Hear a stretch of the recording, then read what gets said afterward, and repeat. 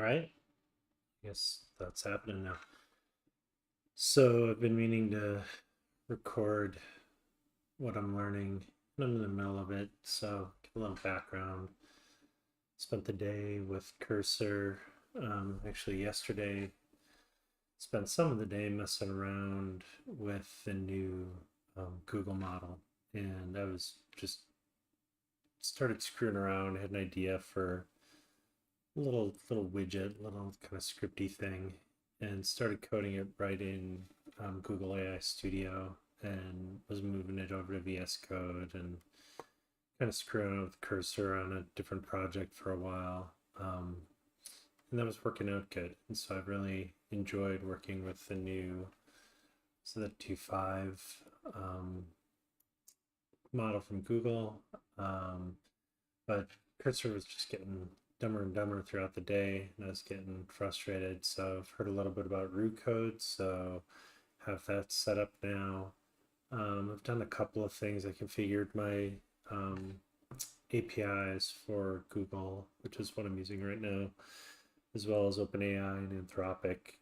Been using Claude 3.7 most of the time for coding, but currently going with Google. So I'm trying out the Roo code. It's on the other side from Cursor. The only couple of things that I did other than configure the APIs was I looked at how I actually asked it how to configure MCP servers for it, and it showed me where its JSON file was. So I just copied my JSON from Cursor into the Roo code MCP config, and it seems to be working based on this. I've got some, what did it say? Okay, no, that's what it was just doing. When this is down, it shows, not down here, it shows that it has the commands, the browser, MCP, those kind of things. So it has access to the PC servers. So I can say, oh, no, that's copying and pasting something. Let's just see. Let's say, let's try the little voice too.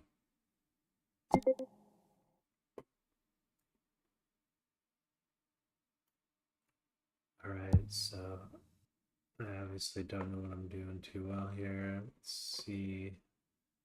Lost my VS Code completely. Come on, VS Code. There you are. And I got my little text thing.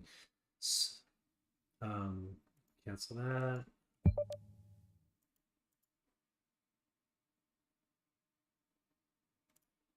I've never streamed or recorded anything, so anyway, I have two webcams, so I set them both up, even though they're kind of goofy. Anyway, let's try this now. So I'm in here, and I'm going to say use the MCP tool in browser tools to take a screenshot of it's going to actually be Brave, because that's the one that's running the extension for that. All right.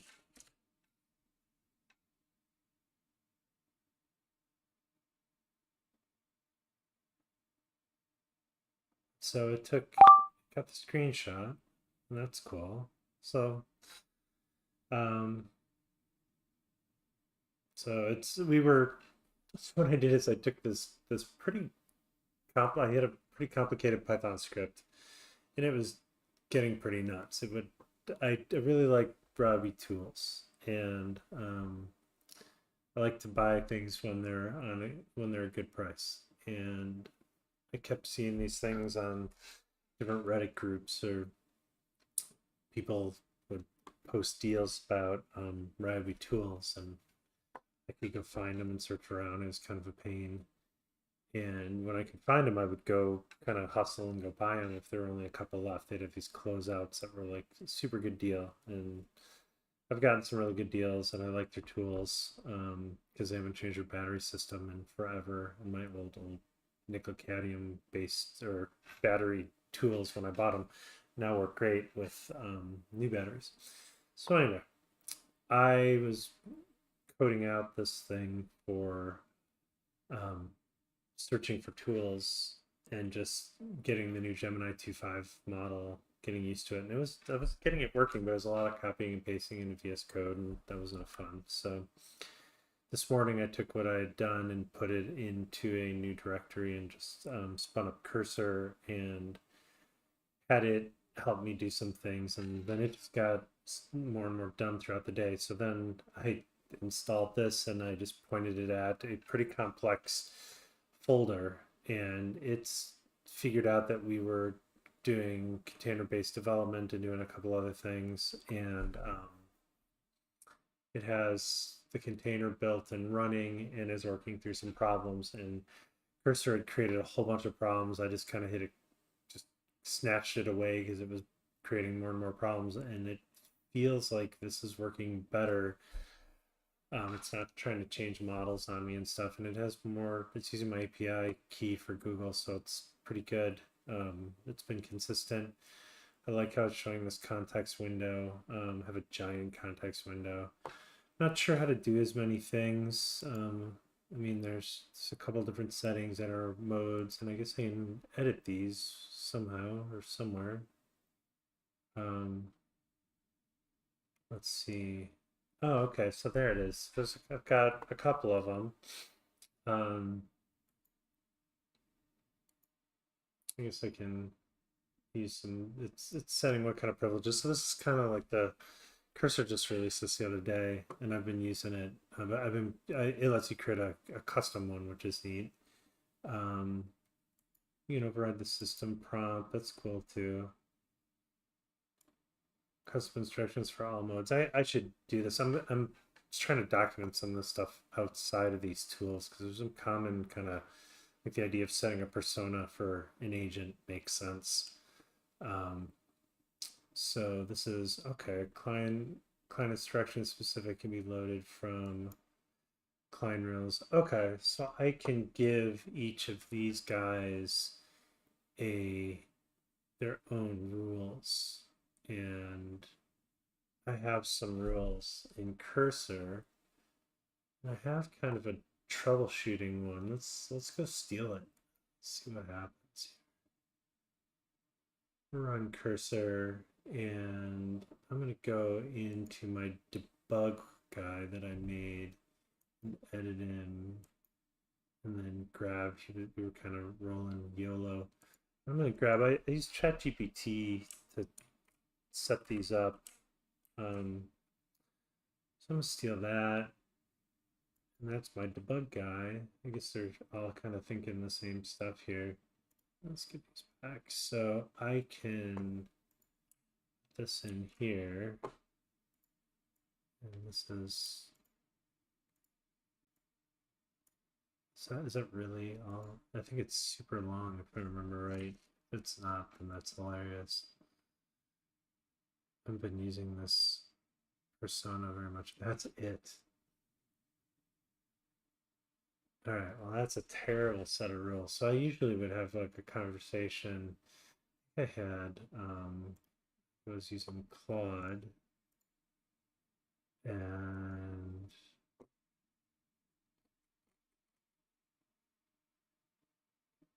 I was writing some personas in Claude here. So I wrote a test automation one, and I guess that's it. Oh, no.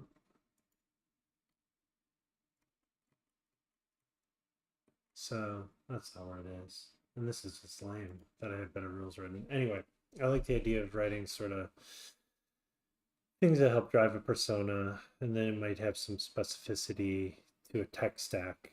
So I kind of want to think through high level rules and then maybe having some more guidance for like this is a Python based project, which I don't really work in Python, and getting it to work on the web has been kind of weird. Um, but I think it would be good to have like a high level sort of persona, and then sort of a some conditional things for the persona, like what's the tech stack that the project has, and like given a certain tech stack, then I would want to provide guidance around what tools I would want someone debugging using. Those kind of guardrails seem to be helpful. But this is pretty cool. And ask, okay. I don't know what this default or API configure, which select which API configuration. I don't know. I gotta look up what that is, but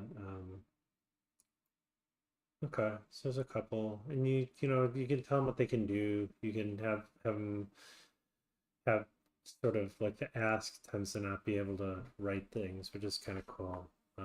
You see, use a browser. Okay, they can use tools. It's all good. So I guess there's project. Okay, so actually, I don't know what that is. Edit project modes.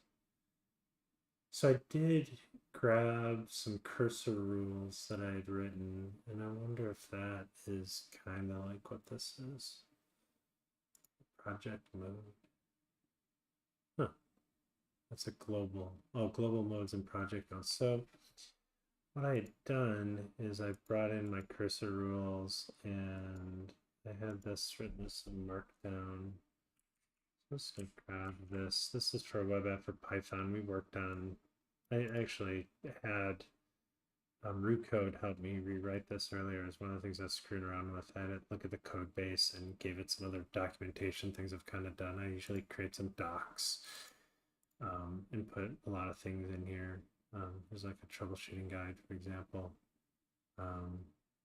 which I should probably give to that to the debugging person. Would be the troubleshooting guide. That'd be a good thing. But anyway, I'm going to take this here, which is basically the guide for Python app, and then go back to root code here.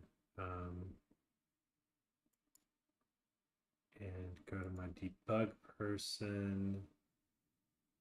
And then here we have the project model. Oh, that's, maybe I could, or oh, I can do duh. Yeah, RTFM. Okay, so I can create a mode. Okay. And then a role definition, and then give it, yeah, this is a lot like, this is a lot like what we have in Cursor, but this is a little bit more clean. I like this. Okay, I need to build some of these out.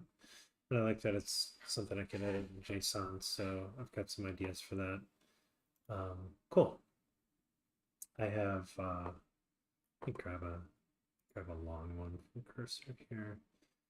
So if I go back, I did an XP pair, so let's edit this one and go to advanced. Let's copy this whole thing. And let's go back to VS Code here. And let's make a new one. I've got enough for XP. Anyway, so XP is something I learned. Pivotal is product manager, and it. I'm trying to talk a single model into acting like a pair of engineers. Yeah, this is way more longer. That's what I was expecting from that other prompt, but okay, so I have reference documentation. I should probably grab some of these. I think this was only in the node project I was working in, but I should grab those, but I'll just save it for now. So this isn't project specific. Okay, so this, I'm gonna make this globally accessible, and I'll edit it and screw around with it. And it can do, I'm just giving it basically YOLO mode and then custom instructions. I don't really have custom instructions. It'd be kind of nice to add some documents and stuff to that, but that's interesting, more like a GPT. Let's create it and see. Oh wow, so I have an XP pair now. Okay, I'm not trying to represent Pivotal in any way, shape, or form. what I'm asking to do. Let's see, maybe we try and see if we can do that. It's kind of want to do test driven development and stuff though. So let's see how it was. Um, we're in the XP pair. Okay, here we go. Let's just let this thing troubleshoot a little bit and see what kind of shenanigans it pulls off. The dialogue seems to be way more visible on root code compared to cursor. And this feels a little bit more like a web application than just working in the command line. Okay, so it's building, it's using Docker Compose, and so we can see what it's doing here. So this whole vibe coding thing has been interesting. Hypothesis when it was GPT-3 came out and I first used it, I was like, it's amazing. And there's going to be a point in time where a reasonably technical product manager can build at least the MVP of a product without a dev team. And feel like I'm seeing glimmers of that as of a couple weeks ago. I think Claude 3.7 made a big jump in there. And then just yesterday, I've got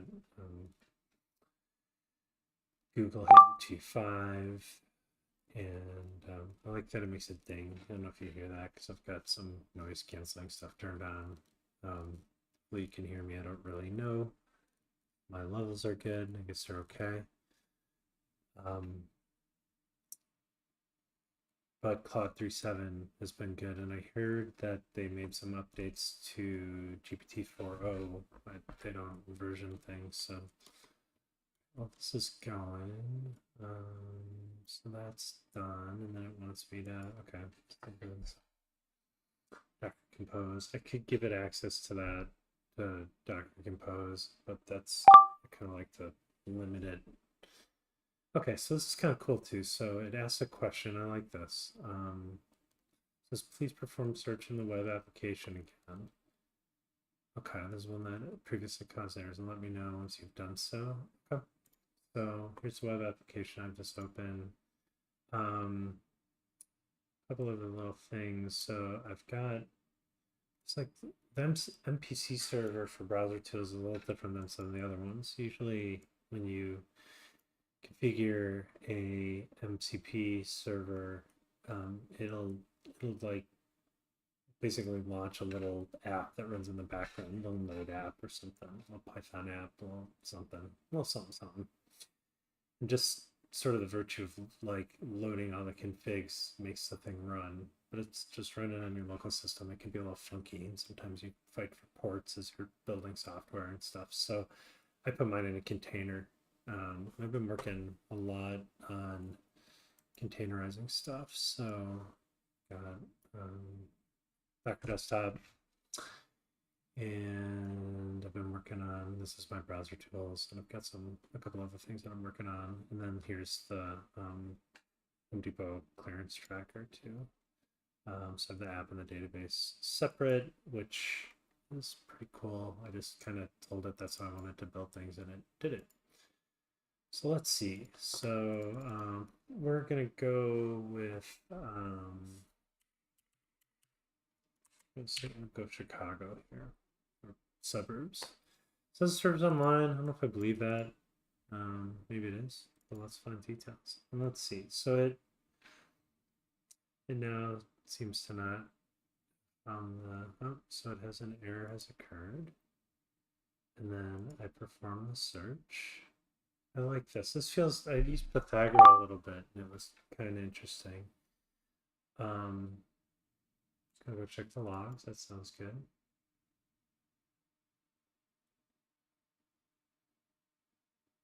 Still is an XP pair.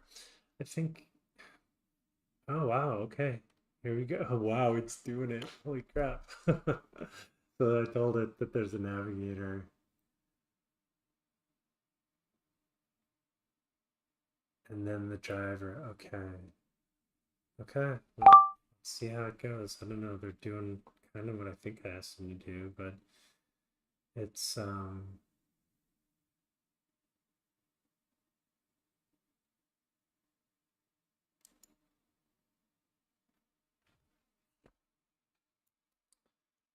Guess it's editing, it's asking to edit the files in the container.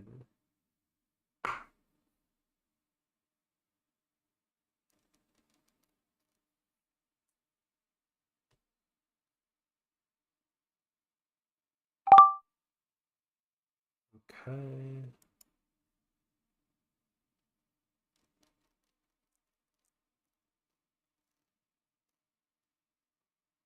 Line moves, huh? Okay. They restarted the Chromium driver because it's calling Chromium headless. Which I don't know if we ever figured out the scripts well enough. I was having to go in and like inspect elements and stuff because it's just a scraper. Script code should finally resolve the web driver initialization. Okay, once I perform the search in the web again, so it's stayed here. I'm just gonna refresh this a little. There we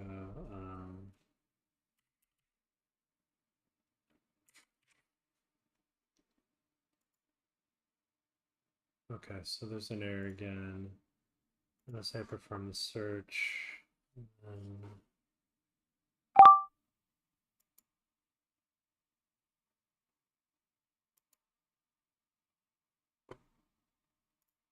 Right.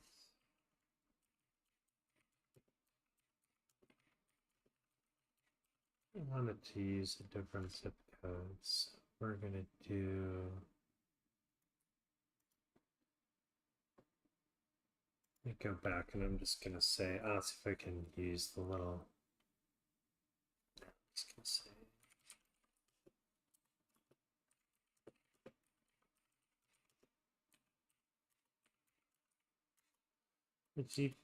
Default zip code in the form as. Let's see if I can do this. This is kind of a simple task. Web form.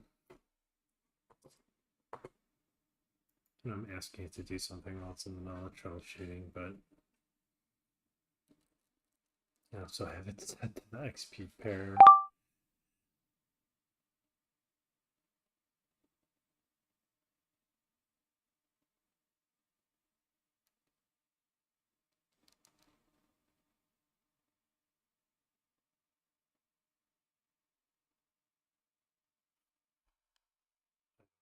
It's doing at this point.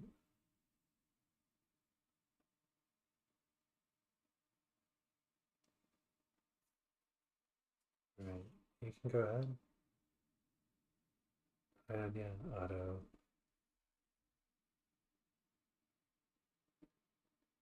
I guess it's just doing it. Now I had it all set to go. Okay.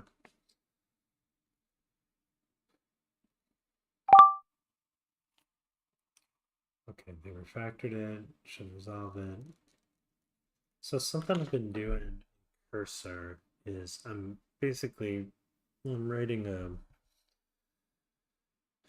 sort of a Kanban board to organize stuff, which I'm not doing at all right now. I'm just rolling with stuff. I'm full vibe coding. But what I figured out I could do is I use this to-do file. It's a JSON file and it's an extract from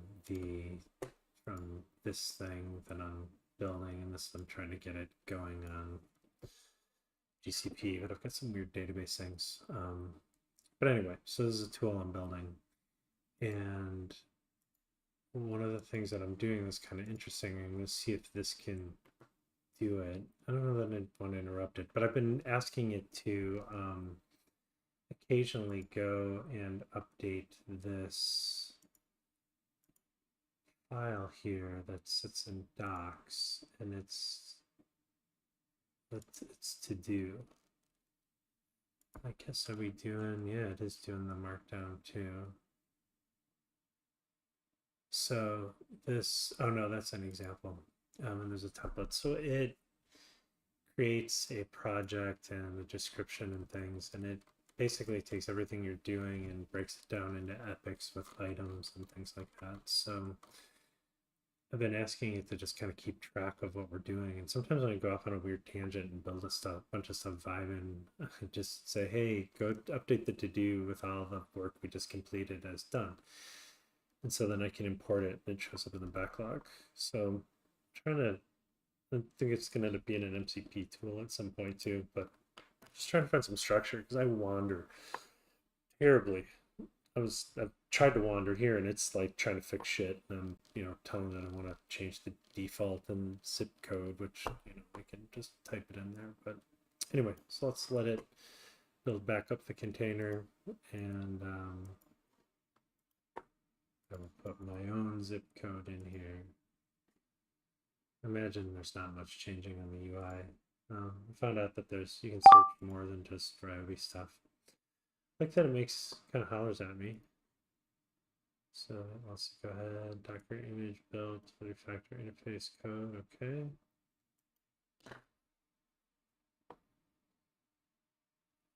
So it seems to, I was using the same model with Cursor, and Cursor had way more context. And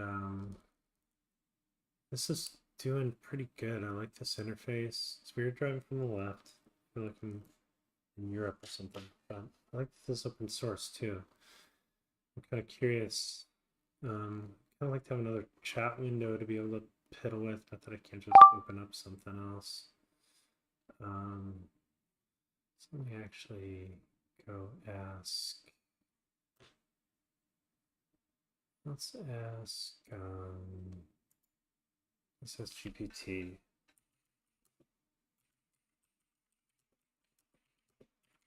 So what language is the root code? What is it? So VS Code plugin written.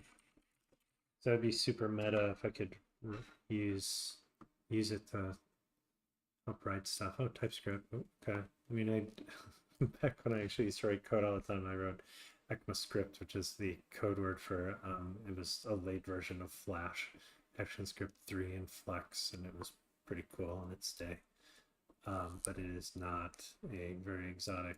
What is exotic? It's not a, I don't know, it's sort of a bastard programming language at this point, but I kind of can understand JavaScript pretty well. And TypeScript feels like a grown-up version of that. So I haven't had to write any code though. So anyway, so this is asking if I want to use O3 Mini. Okay, so TypeScript. Interesting. Let me just fork it and walk through it with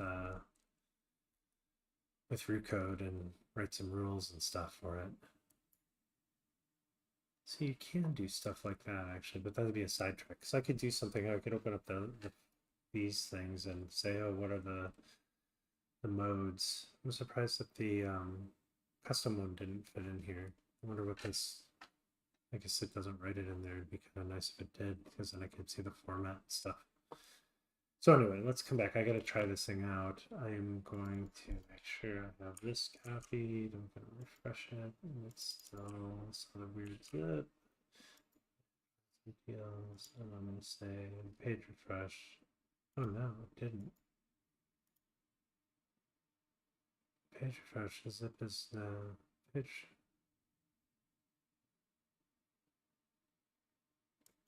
Yeah, and it failed the search. See, it's not good to give it like more than one thing at a time. So I need a place to put ideas. So is hard refresh, Command Shift. Oh, okay. Let's do. I do a hard refresh. On Mac, hold Command Shift and R.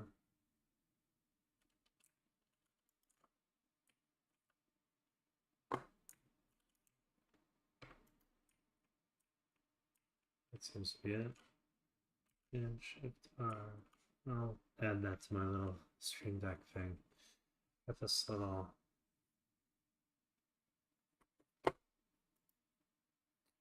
Stream Deck contraption here. That's pretty cool. And I've been putting keys in there. That would be kind of a good one to have, a little hard refresh. So there we go. So I'm gonna this in here. Find details. Oh no, it still didn't work. Let me just open another browser. I'll just open up Safari or something. Use Safari on it. Paste. Hey, look at that. It worked. Okay, so that's no. Wrong one. It's supposed to be 48187. It's supposed to be 48625. And this is not what it is. And it also doesn't work. So let's go back here and say yes, it did not.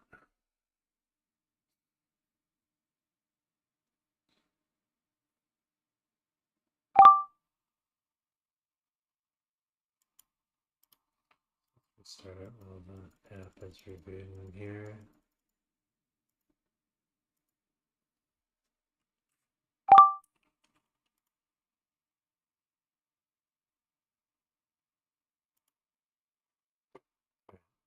Try another browser here.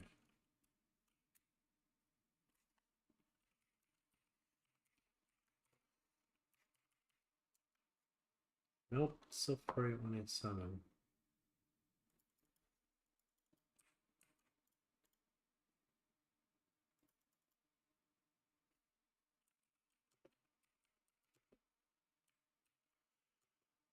And the search fails.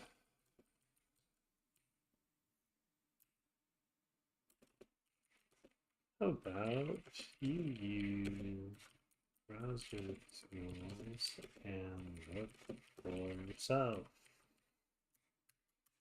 It's snarky with it sometimes.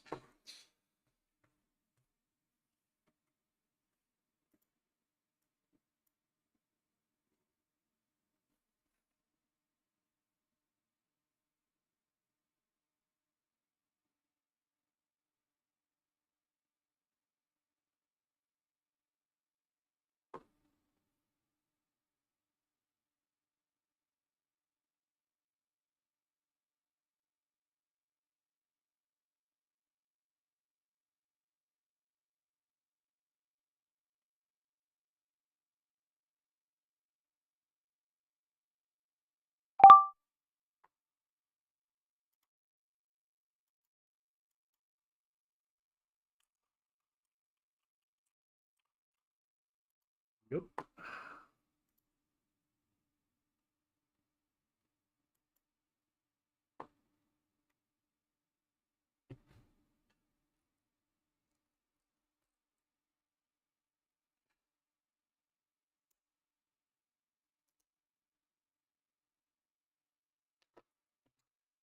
I can actually be doing this instead. There's some other way to clear the cache, if I remember right.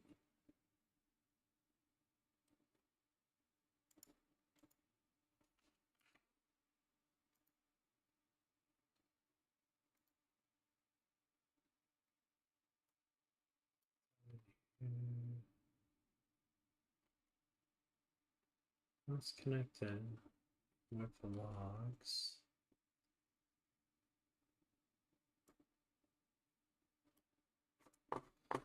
Let's see.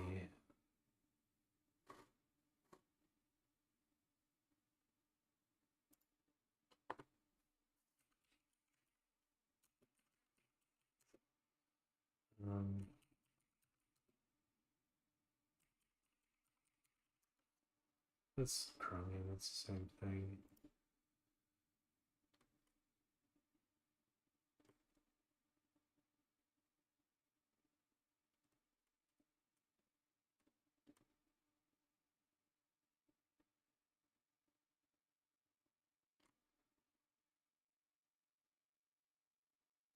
Gmail.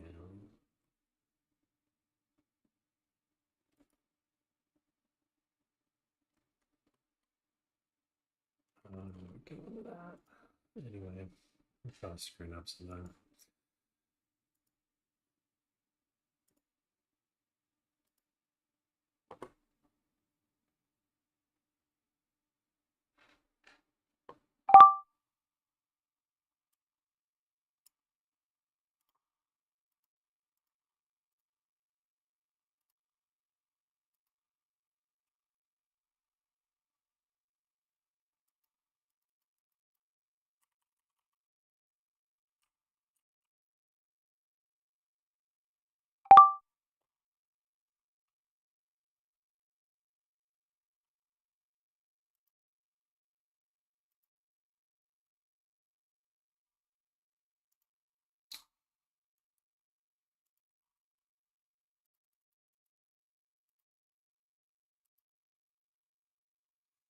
So I got it sidetracked, and so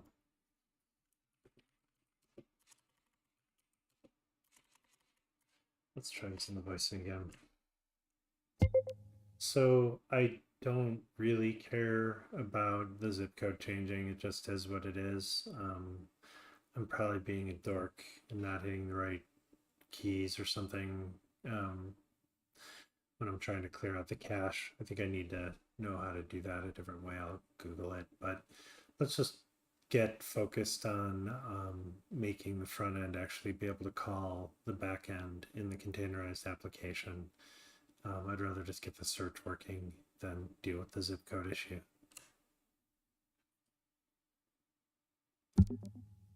All right. I really like that context window, though. That's pretty cool.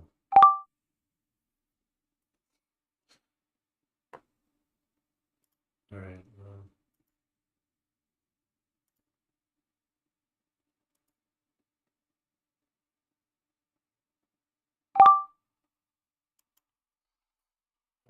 check the logs in the browser. Let's know that I can do that.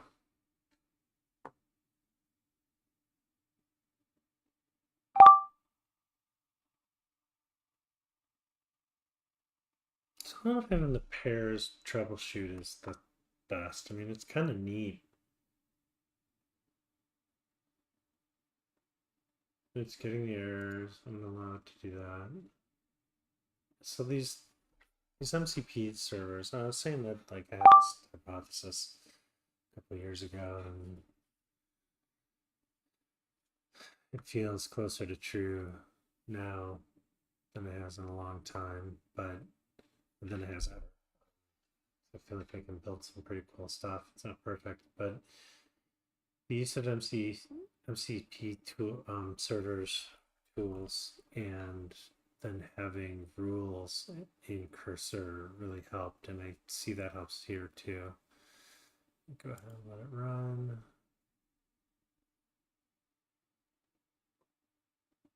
Okay, so that's cool. So now it can check the logs on the browser, and it can reach into the container and get the logs from the app.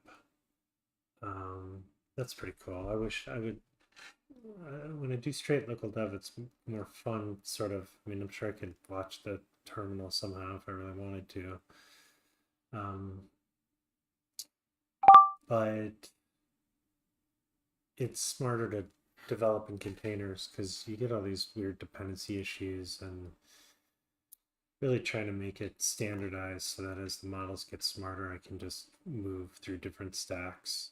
So this is my sort of Python example. I don't even know what it's using for the front end. I assume it's Flask or something, but I have no idea. I haven't told it what to use. And I didn't even look at what it said. Okay, has not been edited correctly to run this guide. So, okay, let's go see. It looked at the logs. I guess there was missing some kind of parameter that was being passed or something. So it says build, okay. Yep. If I was feeling frisky, I could give it Docker Compose access down here. Be more like YOLO. All right, so let's. Oh, oh.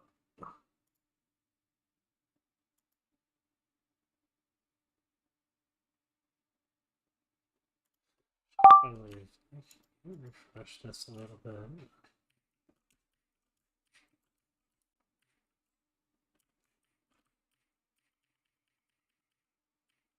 That's a hard refresh, so.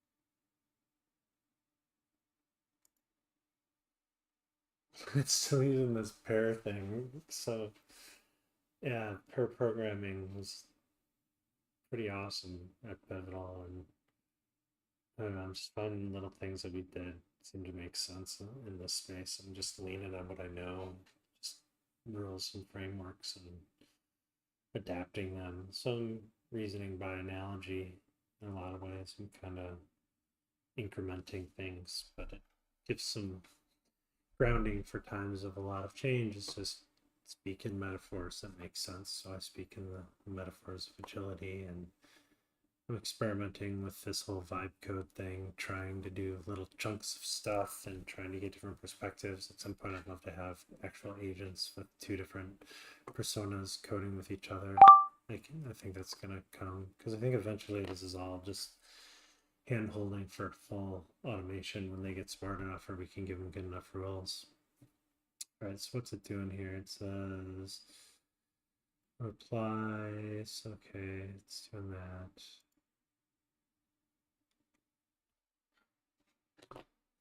So it keeps writing into the container, which makes me wonder if we should try to. I'm going to ask it after we get it going, but maybe I think part of container-based development is really supposed to be you can sort of mount the code base into the container. Think. Let's see. Okay, restarted, short delay. Okay, so I'm gonna go and do this refresher thing here. We're just gonna hit search again. Oh. No.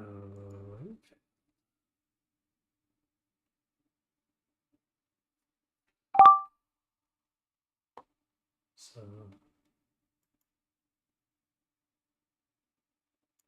what would I mean if I wanted to have full access? It would kind of go nuts, but give it access to Docker Compose. I think I can do. If I go here and edit, it's here.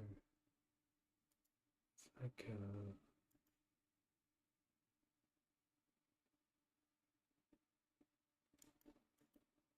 Commands. Let's learn here that I thought I could choose what commands I could write, but that might be like a system level kind of thing.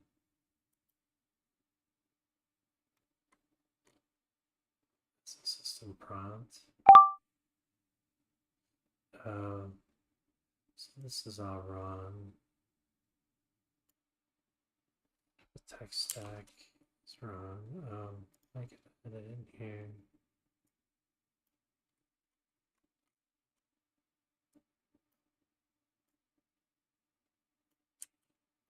So I guess I could go to.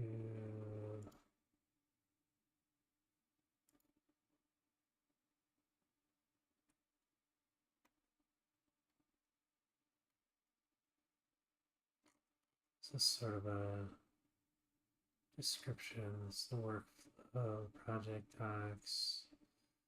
You know, we got into the web container. I'll just leave it out. So we'll just say Python.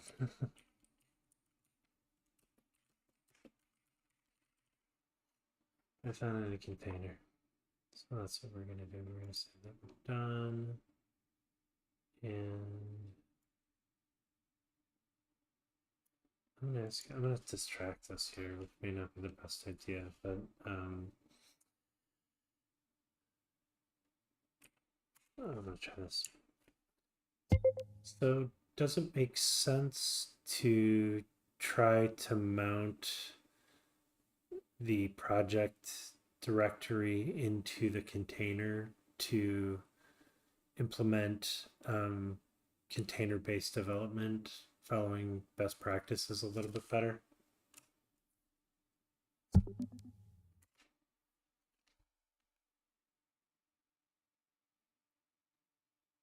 Let's see what Gemini 2.5 says.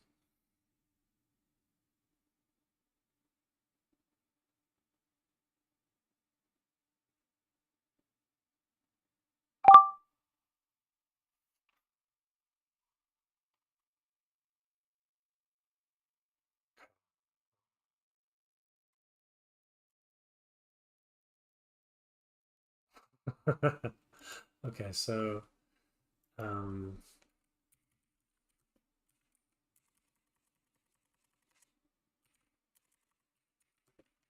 Okay, I don't know if it's talk.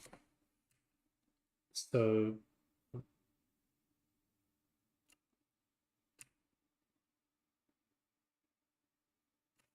oh, did I run out of tokens or whatever for Super Whisper? Oh, my free tier minutes are up on Super Whisper.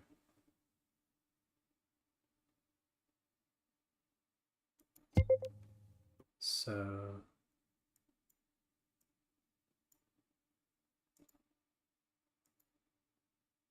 I'm downloading the standard model. Okay. Super Whisper. Okay, cool.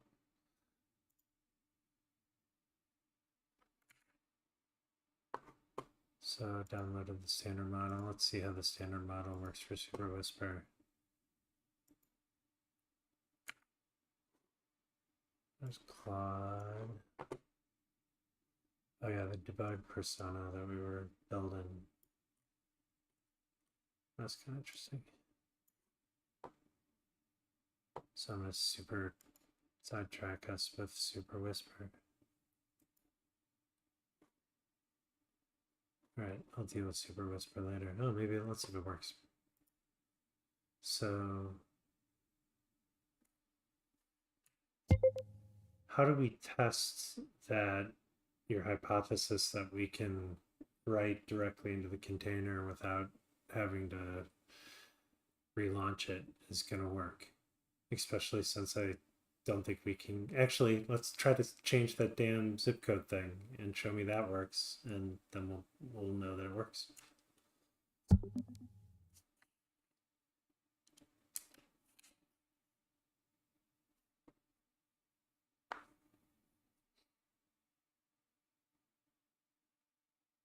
So I'm just asking it to test it. So it's going to go 90210, which is funny. So it's changing the HTML. We saw the diff, and there's the zip code. So let's just do it all. Okay, so now I'm gonna hit my hard refresh. It's totally not working. I clear out my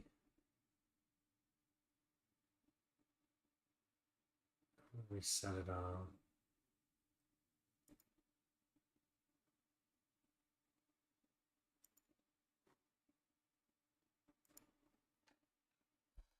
So how do I refresh the or clear out the cache in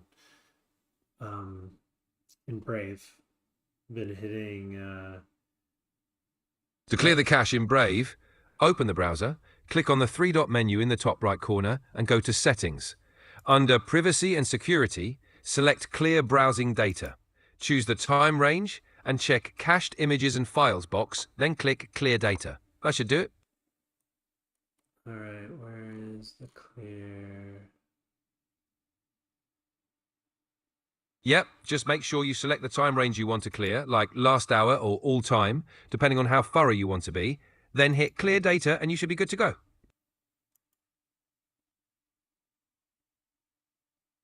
All right, let's see how that worked. Awesome. If you run into any issues, let me know. No, it didn't. Let's see. Let me try it again. No problem. Take your time.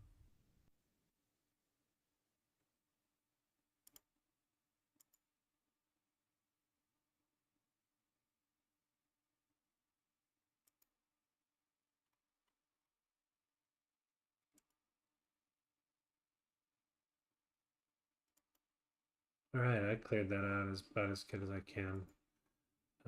So let's go and refresh it. Nope. Did not.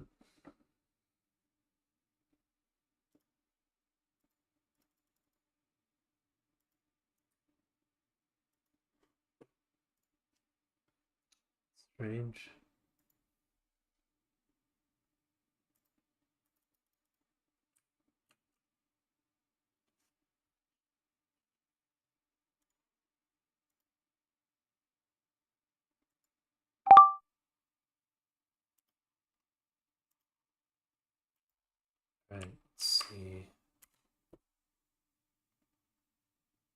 Oh, look, hey, I fixed it.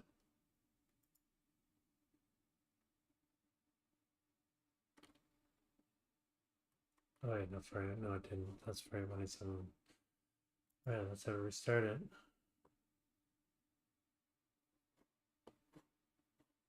I went to a browser. I've never opened this in, and it's still.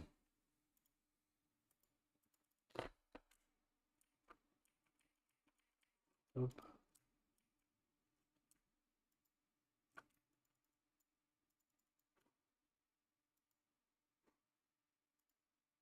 Nope. So now I'm just sort of seeming like we're stuck. Which gets to be a pain in the ass. So we're going to go back to the troubleshooting, the debug. And I'm going to go over quickly. I'm going to steal. I'm just going to make a new one for it real quick. So I'm just going to go over to edit and take the XP pair and like grab this big long thing from it. And then I'm going to go back to debug.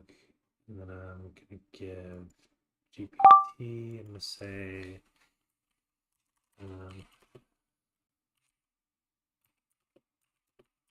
let me write a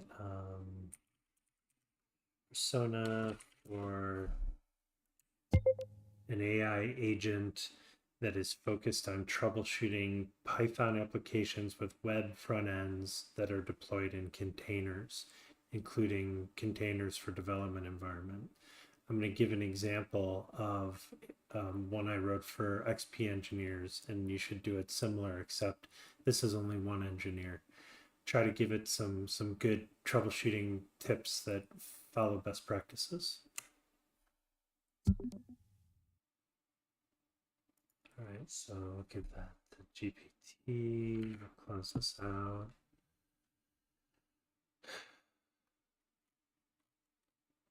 Let's see. Give that this. Oh, that I guess it's my. Let's move this over. Let's go back over here and grab this. My weird voice chat thing. Just still the clipboard.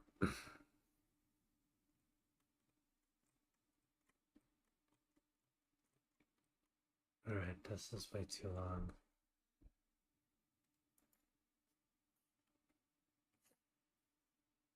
Well, maybe not. I don't know. I'm gonna let's try. We should also tell it to use the MCP browser tool to be able to check the logs and take screenshots of a browser. I need your final result to be way less space, just more succinct in general, more brief as well.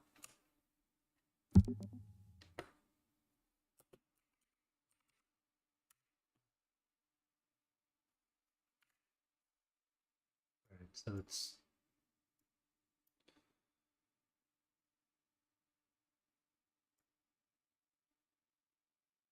whatever. Let's see if I can copy that. We'll feed that to it. So yeah, I don't think about it all that much sometimes. Think of ChatGPT. So is that really the whole thing? Yeah, we're gonna give it this instead. And then we're gonna say done. And then we're gonna use the debug persona. And we're back here again. So what is it doing? Is not.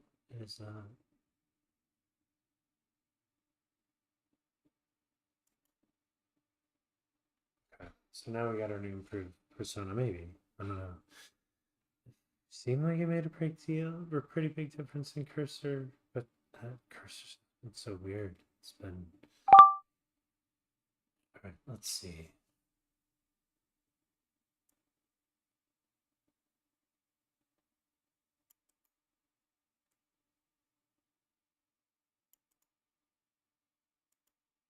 That's fine. You can have it talk out the response, which is a little weird.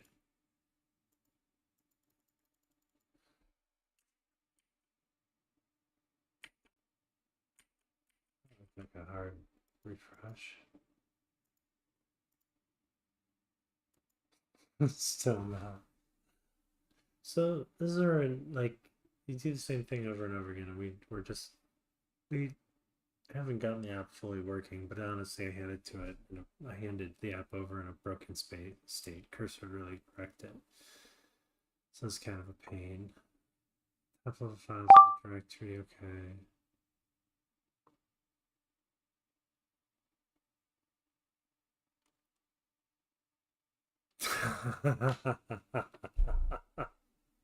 It didn't know. Okay.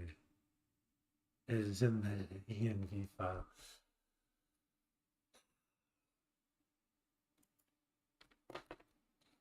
I don't know. I'm gonna ask it to. I'll just say it. Please review the entire code base before making any more changes.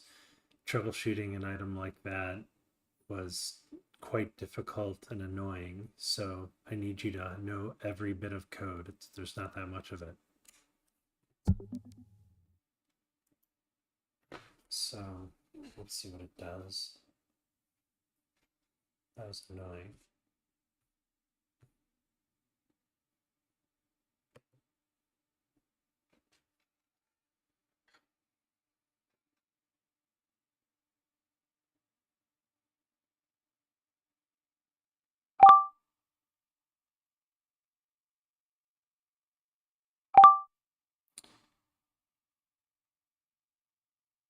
Should have told it to do this a long time ago.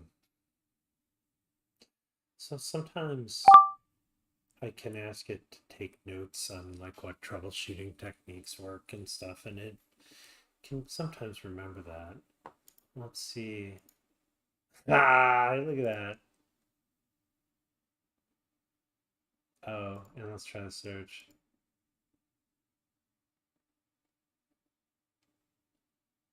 That's the longest. Oh, wow. That's cool.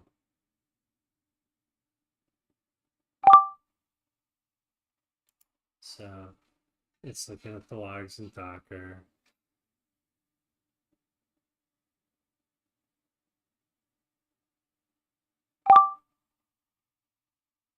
Man, there's some stuff there. Internal. Oh,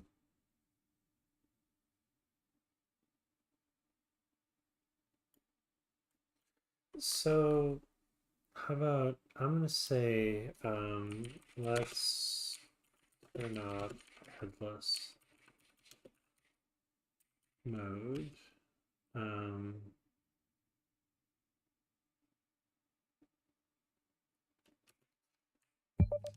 I'm not 100% sure if running it in headless mode or turning off headless mode, how that'll work inside of a container. We might have to do some troubleshooting just launching the script directly without doing it through the container so we can control the headless mode equals false in the browser and I can see what it does and where it fails. I want you to use the MCP server for multi-step reasoning as you think through this and have a little bit of a discussion with your pair. Oh, we're in debug now, so you don't have a pair, sorry.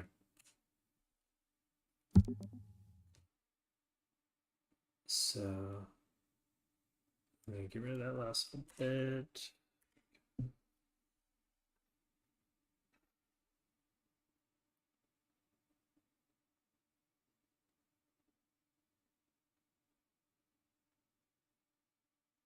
So I don't know.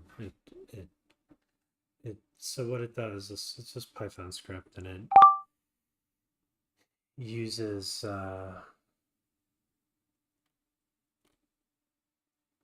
sequential thinking. I'll say I was a lot of sequential thinking. I said multi-step reasoning and I knew what I was talking about. so it's going to go and ask the same question multiple times and then pick what it thinks the best answer is. And that can be kind of cool with any model.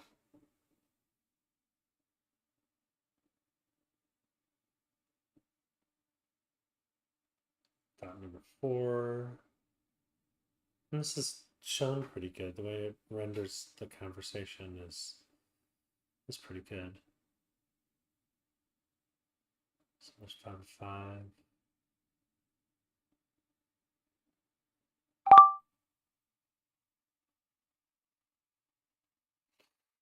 The plan is to run the scraper script directly on you. Oh yeah, you just get out, look at the script done.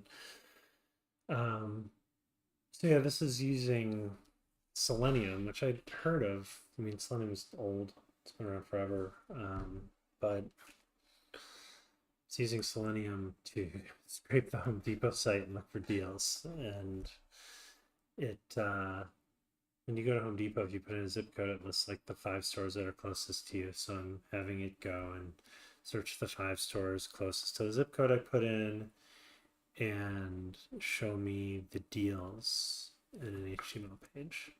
That's what it does. And I had it working like pretty good, and then Cursor mauled it today. All right, it's gonna make sure I have the requirements. I already do, but let's let it run. So this is now installing a local system, which gets to be a pain. Sometimes if you're doing a bunch of work, you can kind of host things. You get a weird version of Python installed globally. I like virtual environments. I just don't like having to do it from the command line and never in the right spot. So I just rather have a physical container. And also, once I get it working, it's easier to deploy. So now I'll execute the scraper interface script directly using the Python. Okay, cool. So let's just see what it does. It's going to call it. It's probably going to end up launching in. It'll end up launching the Home Depot site in Brave, probably.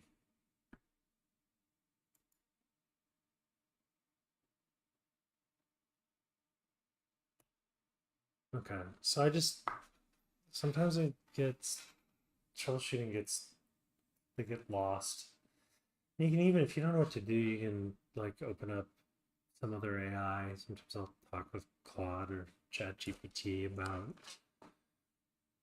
trying to, hey, I'm stuck. What can we do that's different? And it'll write out some kind of a prompt that's a little tells it to think through things a little bit differently.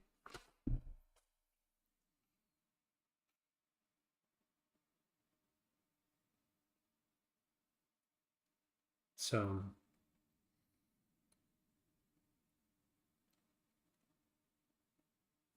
it's now just installing dependencies. We proceed while running. That's kind of nice. I like this. So this is all open source, which is interesting. I wonder how hard it would be to add features to it and contribute. Kind of meta. That's what I'm going to do. Is I'm going to build tools to build tools to build tools. Okay. Is it the script entered the zip code, but the star doesn't load correctly? That's fine.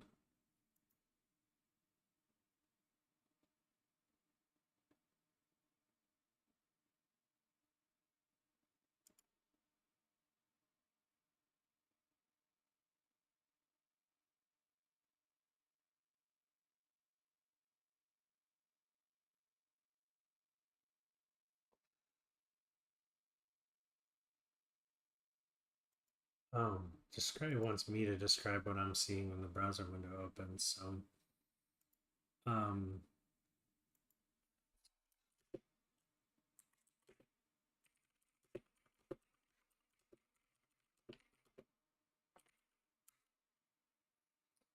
so Brave is the one that has the MCP server extension running on it. I use Chrome too much, and I just I don't really use Brave, and it's a Chromium-based browser, so I just tell it to always use Brave. So there we go. So it's going to launch it into Brave.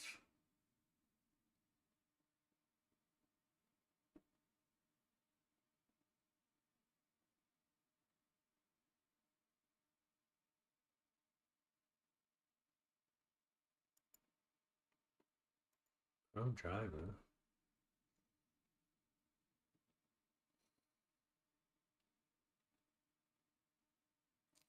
I don't know what it's doing.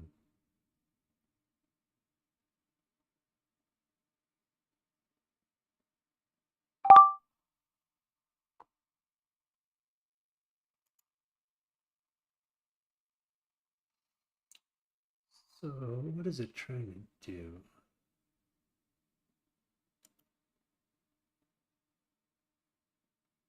This is one of those times when I'm about to turn off auto approve.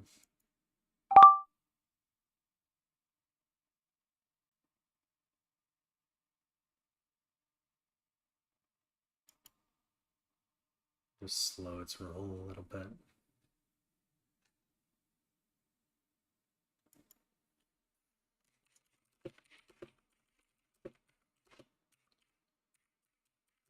I'm not seeing any browser launch.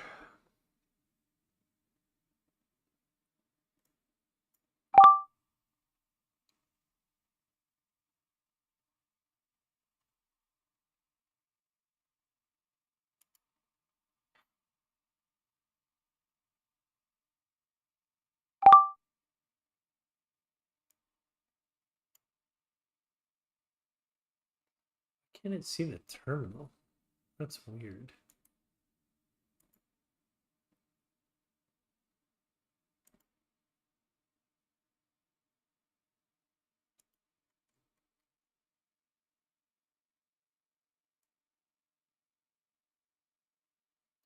Grab like that much of it. That's weird that I have to paste in the terminal. I wonder if that was because I turned off auto approve its reading of it or something.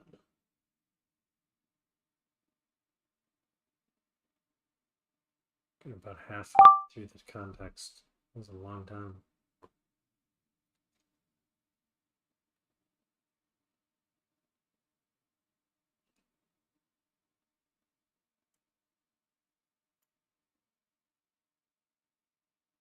Well, let's try the web interface. Okay.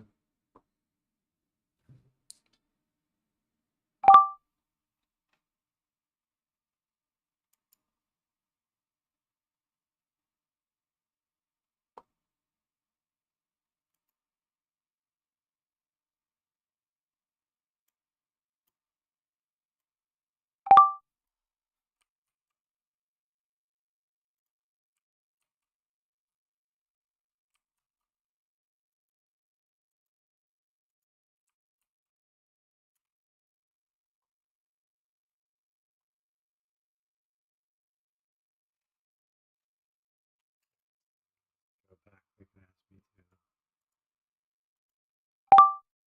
I expect it to work.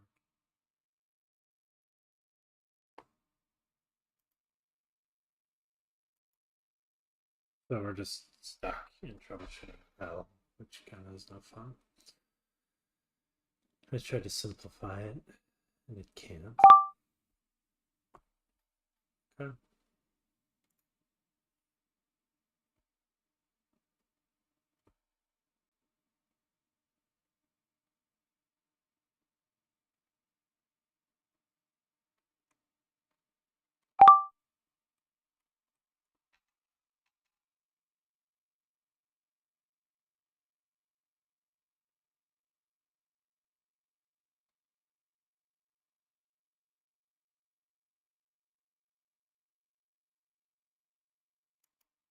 Yeah, that's fine.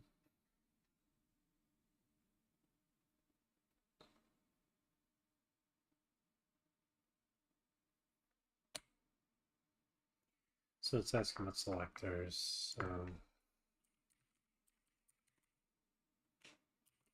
You go to Home Depot.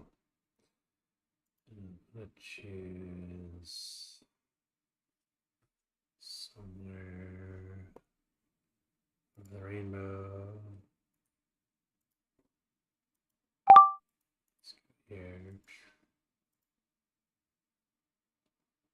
what it wants.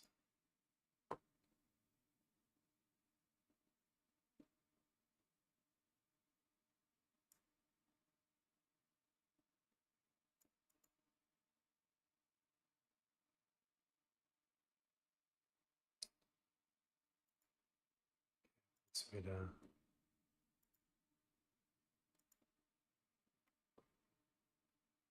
do it again.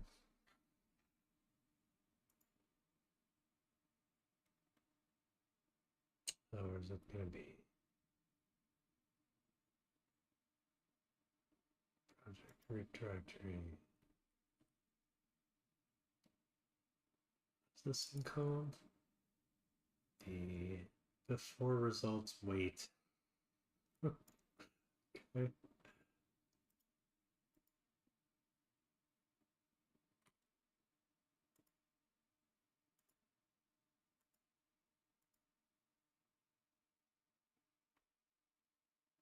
After zip submit. Nope. Oh, it's a screenshot in there.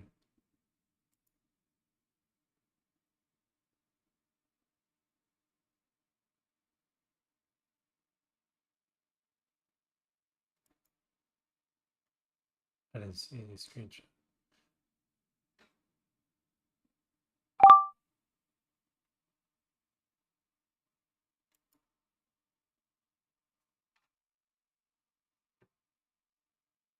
So, yeah, this is just frustrating.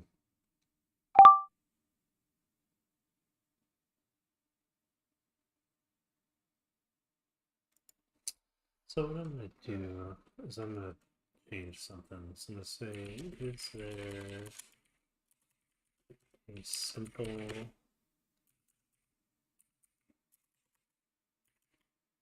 let's talk it out. Probably more fun.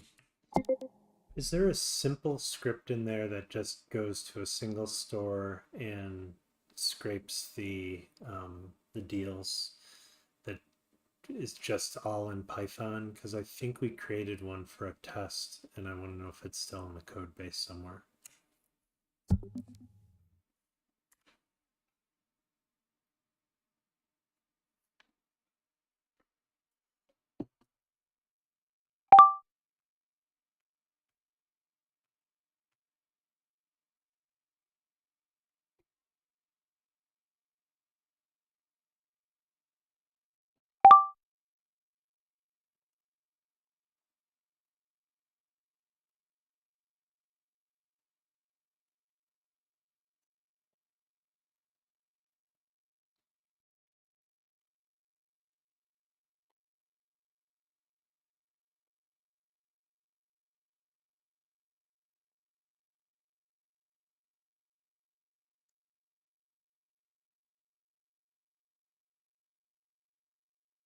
Okay, so I pointed it to something, it found it, and it's looking through the logic.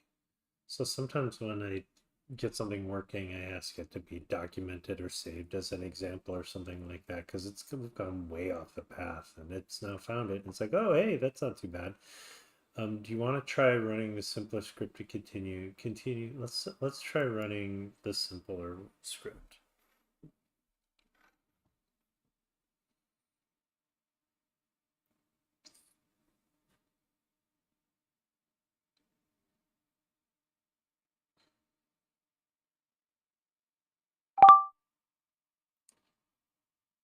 We'll use these values. Let's go search for Ryobi.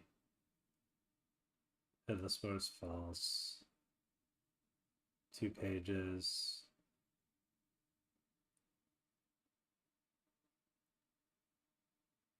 1 page, that's fine. Let's see how it runs. Hey, look at that.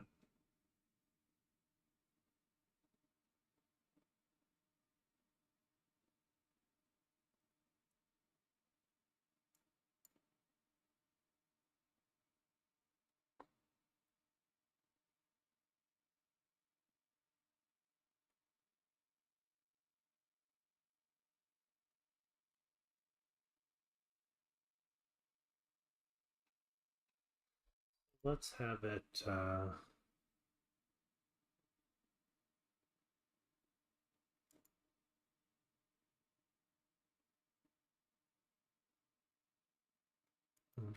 pulled it did pull the source. Wow. So it says I have the page source for the relativity results page.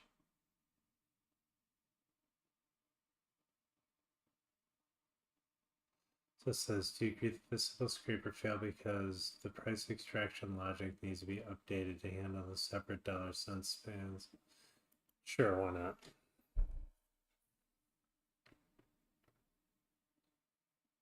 I have no idea if that's what it is, but maybe it is.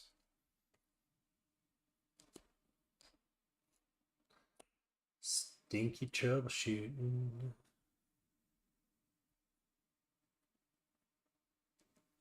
Yeah, there's a lot of vibe coding. So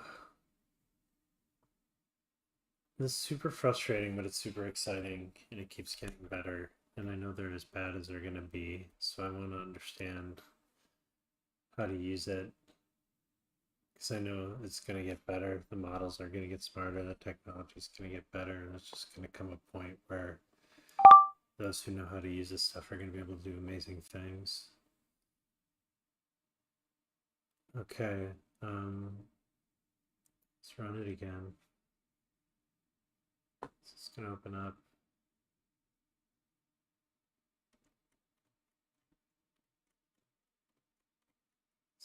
Let's see.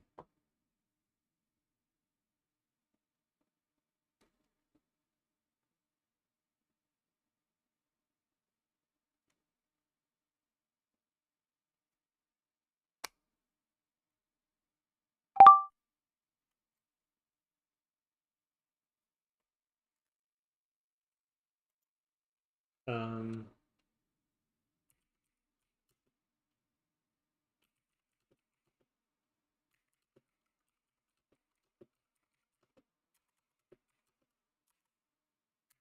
So I'm going to give it 10 pages. Let's see if it knows what it says. Let's give it 10 pages to look at. I wanted to change the variable. The environmental .env's environmental variables. A dot in front of it means that it doesn't get read by your regular file systems, but you can also say let's not send it over to GitHub and things depending on what's in it. You might have API keys and things like that, which if you get those out, then people can use your APIs and your OpenAI keys or something like that. Okay, now we're going to watch the script actually run as it used to. So it originally did all kinds of things. It would turn off the little modal there. Oh, must have crashed or something.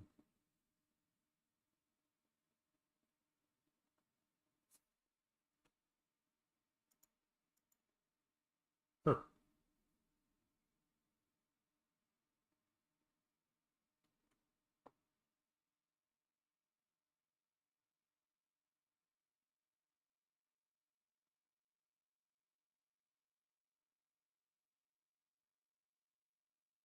Alright, so it's something, I guess the .envs are different. They get updated and stuff. Let's see what happens.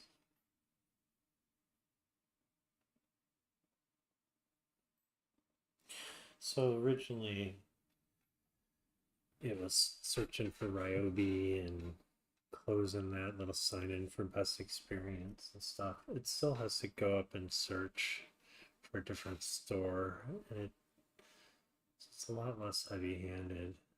No, I'm not gonna, I don't think I'm gonna like put this on the web or something. It'll get banned by Home Depot, but sort of an exercise of working in a technology I'm not really used to.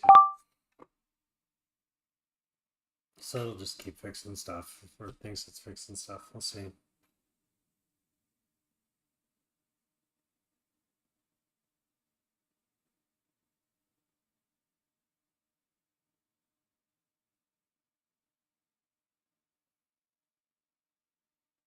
Let's see what it did.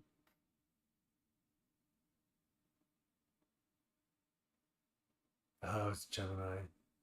Too many requests. Gemini was mad. Talking to it too much. Cancel it.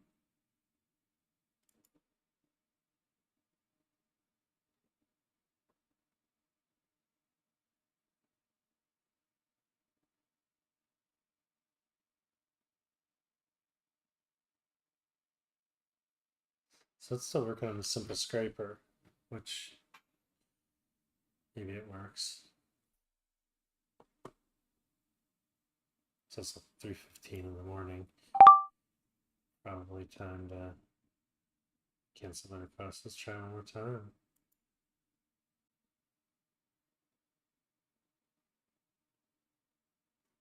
Getting close to those 1 million token contact window or contacts window. I mean, not close.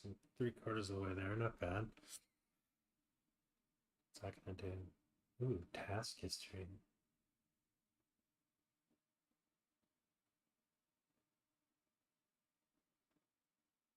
Okay, so I'm gonna get it to, read things. I'm gonna let it finish what it's doing, and then I'm gonna ask it to update the to-do JSON file with what it's currently working on, and if there's anything else that's to add to the backlog. And it kind of uses that as it's the to-do list. It's to-do.json. Well, let me do this. I think we might have. Oh, there we go. So let's run the script locally one more time. Okay.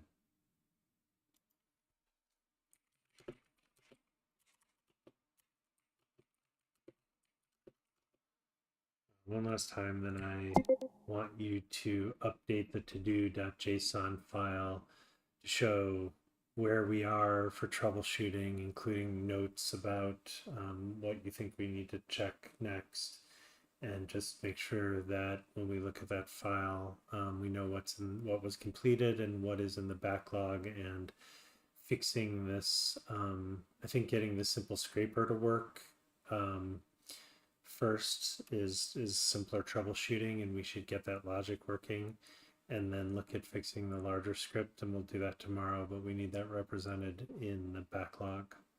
And the backlog are actually in the current section, because we need to pick that up tomorrow.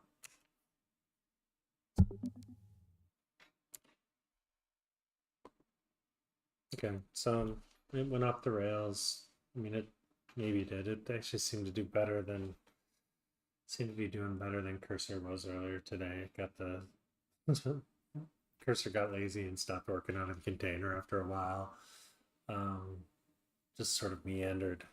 It's just bad. So we'll see. I mean, I'm getting, Google's mad that I'm beating up the API too much, but they finally made a model that's worth using. Good for them.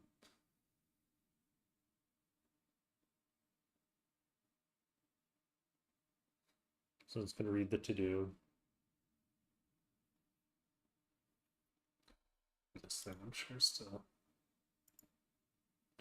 jacked up. This hitting the container-based version. This thing's not editing. Oh, it's editing the to-do and reprioritizing and stuff. It does this remarkably well. Like, I just gave it a piece of data and I'm like, hey, structure everything you got to do in this, and then I can import it into my app most of the time, which I don't think is running properly right now. But man, that's a lot of changes. Yeesh. Wow. There we go. There goes the to-do list. Yeah, to-do list is a good idea. It's just good. It knows what's going on, and I'll show you what it looks like at some point. It's pretty cool. Shows you how the, that's the fast API. Okay. Huh. Task completed. It's completed the effective. Okay. Wow. I guess it has some sort of a task set up.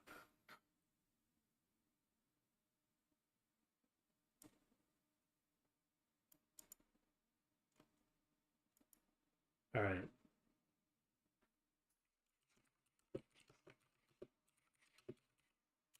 Oh, see, this is one of those times.